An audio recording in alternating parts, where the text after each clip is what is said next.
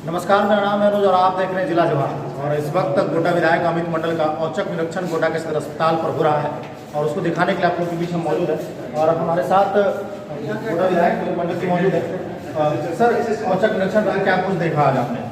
देखिए, सदर हॉस्पिटल कोई भी ज़िले का बैकबोन और उसको सुचारू रूप से ठीक ठाक चले, इसको समय समय पर देखना चाहिए, इसका निरीक्षण भी करना चाहिए। तो डॉक्टर्स में भी एक जागरूकता आती है, पेशेंट्स में भी जागरूकता रहती है और एज ए जनप्रतिनिधि जो खामियां होती है उसको भी उजागर समय समय पे किया जाता है तो उसका समाधान निकल सकता है। अभी आप देखिए, विधानसभा जब चला था तो हम लोगों ने पथरगामा में 30 बेडेड स्वास्थ्य केंद्र बनाने की मांग की थी, जो कि मांग स्वीकृत हो गया। बहुत जल्द वहाँ स्वास्थ्य केंद्र बनेगा।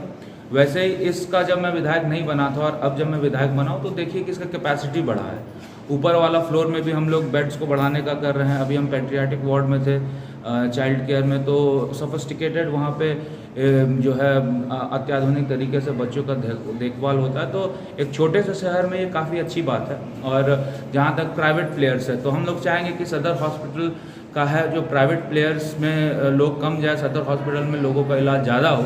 इसको बढ़ावा देने के लिए समय समय पे सरकार भी मुहिम करती है और जागरूकता के आधार पर हम लोग भी घूमते रहते, देखते रहते। तो मैं कह सकता हूँ कि जो गोड्डा सदर हॉस्पिटल है, अन्य ज़िलों से उसको कंपेयर करेंगे तो उसका पोजीशन अच्छा है। और कुछ चीज़ों की इम्प्रूवमेंट की हर जगह ज़रूरत होती है, यहाँ पे भी ज़रूरत है। जैसे आपका जो अल्ट्रासाउंड है वो चलना चाहिए, थोड़ा सा रेडियोलॉजिस्ट का आना चाहिए।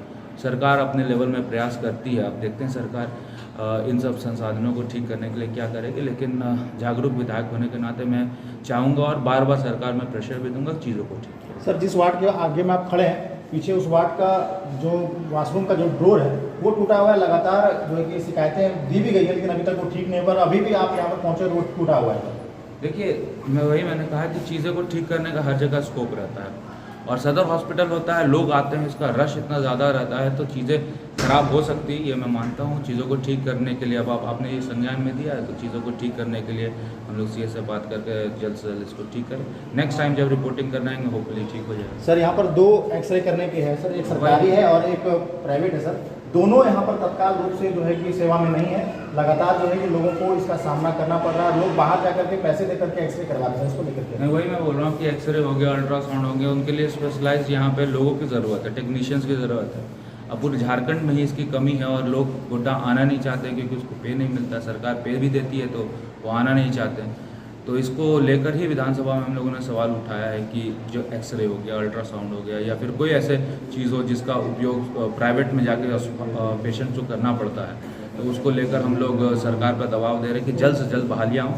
मुझे पूरा विश्वास है कि डीएमएफटी से जो ह्यूमन रिसोर्स है उसका यहाँ पर विस्तार होगा और लोग यहाँ पर बहाल होंगे और पेशेंट्स को इसका फायदा मिलेगा। सर, एम्बुलेंस के जो ड्राइवर हैं वो लगातार कहीं ना कहीं जो है कि यहाँ पर पहुँचते लोग उनके साथ दुर्व्यवहार करते हुए सामने आता है। लगातार हमें कॉल भी आती है कि वो लोग कार्य में नहीं है, फिर भी उनका रजिस्टर में एंट्री होता है। इसको लेकर के भी लगातार लोग आवाज़ उठा रहे हैं, लेकिन शायद आप तक नहीं पहुँची होगी। तो आज हम आपसे ये सवाल कर रहे हैं कि सर, ये जो रजिस्टर में मेंटेन रहता है बिना कार्य किए हुए, इसको लेकर के क्या कुछ आपके नज़र में आ रहा है? क्या आपके पास वैसा कोई कंप्लेंट पहुँचा है? देखिए, 108 एक बहुत महत्वपूर्ण योजना थी भारत सरकार की और 108 के आने के बाद जो सुविधा लोगों को ऑन द स्पॉट मिलना चाहिए वो चालू हो गया था। रघुवर दास की सरकार में हम लोगों ने बहुत प्रयास किया था इसको स्ट्रीमलाइन करने के लिए। हेमंत सोरेन की सरकार आई है, जो पेमेंट है लोगों का समय पे नहीं मिल पा रहा है, जो उनको पता है वो नहीं मिल पा रहा है और जो उसका रख रखाव है जो एम्बुलेंस का वो नहीं हो पा रहा, जिसके कारण मेरे पास शिकायत आती है डिलेज में। और ये जो आप बता रहे हैं कि रजिस्ट्री करके रजिस्टर में डाल के वो गायब हो जाता है, ऐसा नहीं होना चाहिए क्योंकि हर एक में जीपीएस फिट है तो उसका जो सिस्टम है उसको ट्रैक तो सेंट्रल रिपोजिटरी में हो ही रहा है। लेकिन मुझे लगता है कि अगर कहीं ऐसी कोई दिक्कत आती है तो कहीं ना कहीं संसाधन उनको नहीं मिल पाता है राज्य सरकार के द्वारा, इसका कारण दिक्कत आती है, मैं मानता हूँ। जिसको लेकर भी विधानसभा में हंगामा हुआ था, अगर आपने प्रोसीडिंग देखा हो। लेकिन सरकार आश्वासन देती है, अब देखते हैं कि कब तक वो ठीक होगा। लेकिन अगर आपके पास कोई समस्या आए कोई पेशेंट को लेके कि जिनको एम्बुलेंस नहीं मिल रहा है तो आप मुझे कांटेक्ट करें, मेरे प्रतिनिधि है उनको कांटेक्ट करें, हम लोग प्रयास करेंगे कि कल एम्बुलेंस। सर, अंत में सवाल रहेगा, नई बिल्डिंग को लेकर के जिला वासियों को क्या कुछ सुविधा से मिलने वाला है? देखिए, जो नया बिल्डिंग बन रहा है उसमें विस्तार होगा बेड्स का। अभी देखिए कि पॉपुलेशन जैसे जैसे बढ़ रहा है, यहाँ पे जो इंफ्रास्ट्रक्चर है वो लिमिटेड है, संसाधन जो है लिमिटेड है, तो चीज़ों को बढ़ाना सबसे बड़ा ज़रूरी है। और यहाँ पे चीज़ों को बढ़ाएंगे तो धनबाद में प्रेशर कम होगा, रांची में प्रेशर कम होगा, तो सेंटर की बात भी चर्चा में है। बहुत जल्दी हम लोग उसका उद्घाटन करेंगे। मुझे लगता है उसके लिए जगह नहीं मिल पा रहा है। जैसे अर्ली इंटरवेंशन सेंटर होगा तो बच्चों के स्वास्थ्य को लेकर हम लोग एक और कदम आगे बढ़ाएंगे।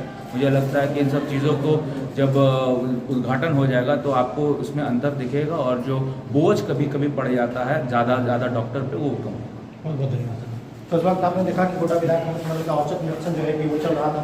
उन्होंने क्या कुछ कहा, सवाल जो कि आप लोग के रहते हैं वो हमने उनसे पूछे, बखूबी से उन्होंने जवाब दिया। बने रहिए ऐसे तमाम खबरों के लिए, बने रहिए हमारे साथ और देखते रहिए जिला जवाहर। धन्यवाद।